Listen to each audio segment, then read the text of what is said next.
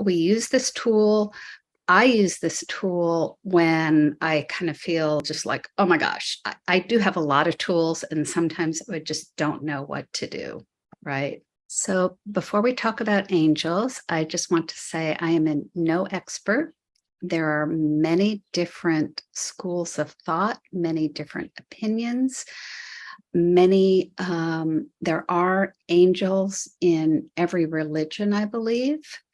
But this technique can actually be considered just part of your own subconscious. Like there are famous people who have called in helpers around the boardroom. So we can just let go of any connotation and just use it how it helps you. Okay. So it is said that angels are just of a different frequency. So, like a dog can hear things that we can't. And supposedly there are many different kinds. I often think about trees. Like if you think how many different kinds of trees, there's little trees, there's huge trees. I think angels are like that. There are many, many, many different kinds. And I know like this much, but I've had wonderful experiences. And that's all that I'm inviting you to just have your own experience and your own opinions and your own interaction. So I heard about this book years ago from one of my mentors. It's called Hiring the Heavens by Jean Slater. It's a lovely, lovely, lovely little book. It's inspiring. And she basically shares story after story, which is why it is inspiring. And she says that for every person in the physical world, there is a non-physical counterpart. So just like you could have a receptionist in your company, there's a spiritual receptionist. When you lose your ring out in the garden, she has wonderful stories. I just won't go into it because this is just a half an hour. Instead of usually I do this as a whole hour. Wonderful stories of jewelry being found. So she always calls them the spiritual jewelry finder. And a pet helper is really good because our pets sometimes need things that we don't know. So whoever you could have in the physical world, there will be a spiritual counterpart. And a good way to think of this is to think of yourself as a millionaire, multimillionaire, billionaire, and look at some of the things that you wrote down. And if you had anything you wanted at hand, who would you hire to help you? So if you need help with keeping your house clean, you could hire a spiritual house cleaner.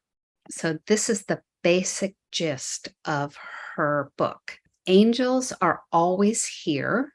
They're a higher frequency. Oh my gosh, I forgot to add this. We just went to this museum, the Science Museum.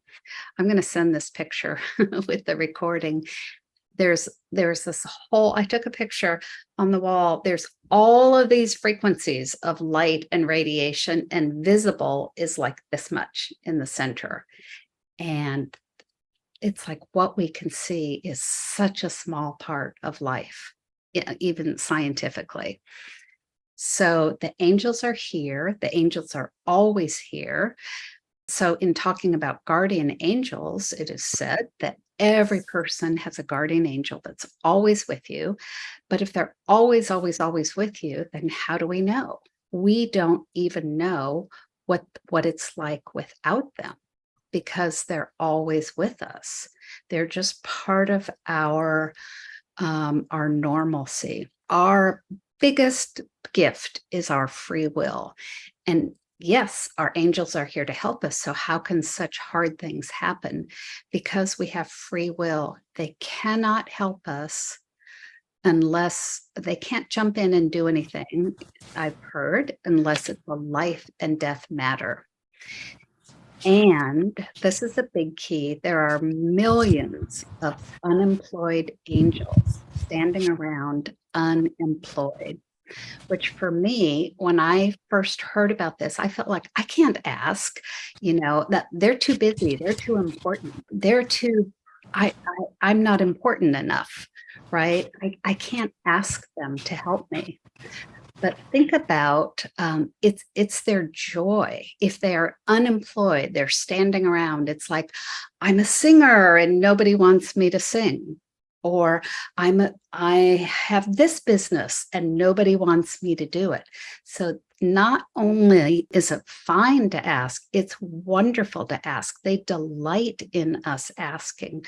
We really can ask. And that was something I really had to work on. So I don't know if anybody else feels that, like, really, we can ask? Yes, we can ask.